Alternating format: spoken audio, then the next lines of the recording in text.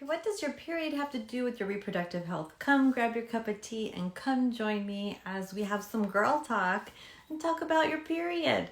I'm Denise Noyer-Erez, and I'm lovingly known as the Fertility Godmother. And today I wanted to share with you about your menstrual cycle and how important it is for you to have, be able to look at it and be able to say, okay, this is what it should look like. And this is what's going to give me the clue of my reproductive health. So grab your tea.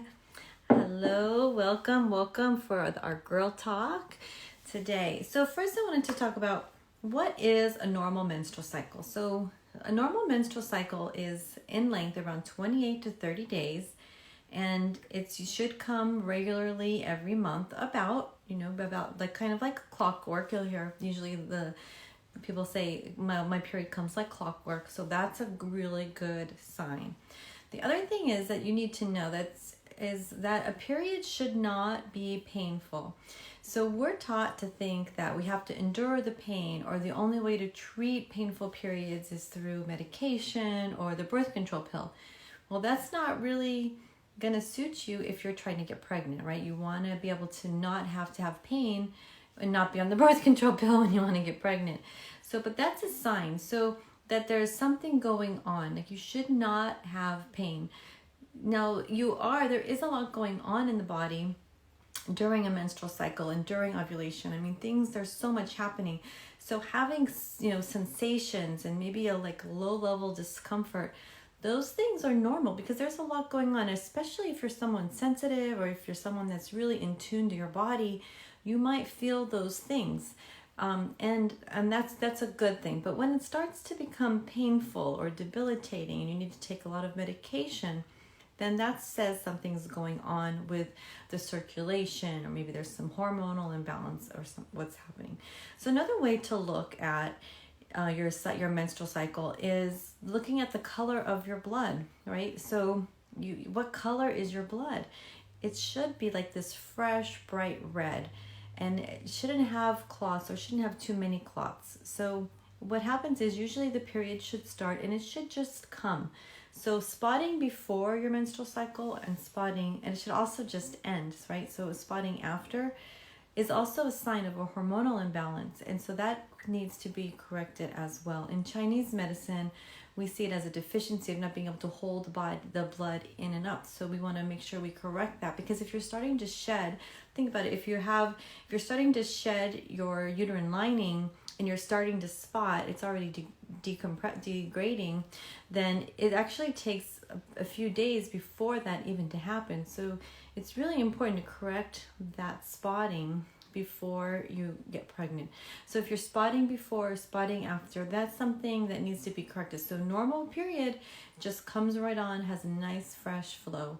So the other thing, if you do have a little bit of brown blood at the end, a little brown spotting, then that's totally fine. That's normal, as long as it's not going on. I've had women where they spot for 5 days, 7 days. I've worked with women that spot been that long. That's not normal, okay? So it's not anything where you have to be scared, but it's something that needs to be corrected, especially when you want to have a baby. So those are some clues for you.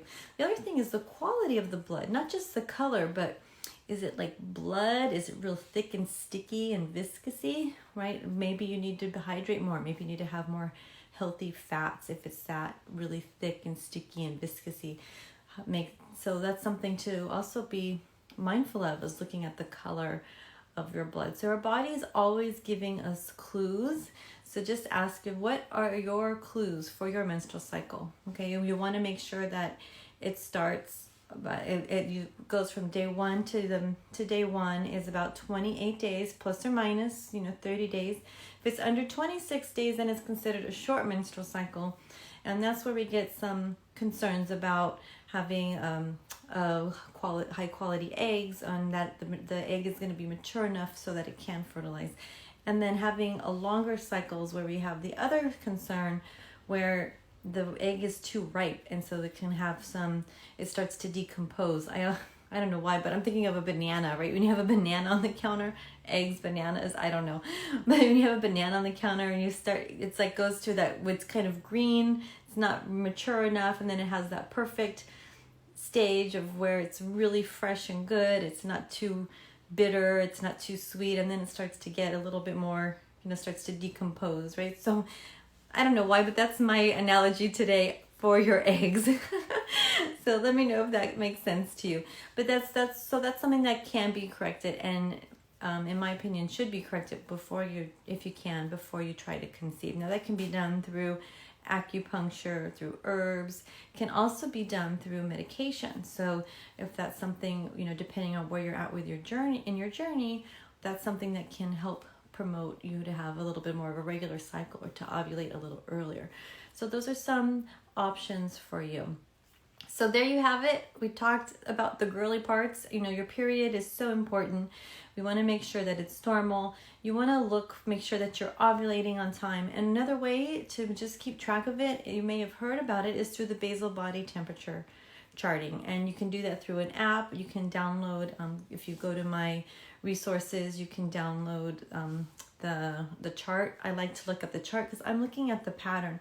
The pattern really gives you some amazing information. It says, oh yes, it looks good. So you're not using it to try to plan. You're using it for information. You're not using it to try to plan, okay, now's the time to have sex. But because when you're taking your basal body temperature, you've already ovulated before you have the signs of ovulation. But you want to make sure that your fertile mucus is lining up with your ovulation. You want to make sure that that checking out to see if things are balanced, and you want to watch and see if there's a lot of changes. If you have the peak, the spike, is it monophasic? Do you have the two phases? Because the follicular phase, the first half of the cycle, should be a little bit of a lower temperature, and then you should get more of an elevated temperature in the luteal phase. Is it all over the place, right? So those are some things. It's kind of an art, but it gives you an idea to look at the pattern. And then as you start to do things with changing your diet, or if you're doing acupuncture, taking herbs, you'll start to see it change. If you start to manage stress, you'll start to see it change. You will. So there you have it. We talked a little bit about your menstrual cycle. If you have any questions, let me know. Hello, everybody. So good to see you. Hi, Aditi. Hi, Luna. Hi, Feroze. Good to see you, Janie. Thank you for coming on today. And I will see you next week on Tea with the Fertility Godmother. Mwah. Take care.